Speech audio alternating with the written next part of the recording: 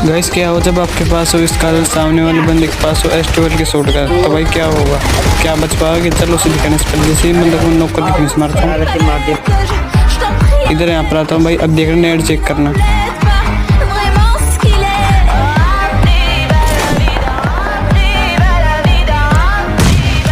चलो इनका तो हो गया। अब देखो भाई वो वाला सीन, एक बंदा यहाँ पे शॉटगन चप्पा देता है। अब देखने कैसे फिल्म बनाता हूँ। चलो इनका भी हो गया, लाइक एंड सब्सक्राइब करना।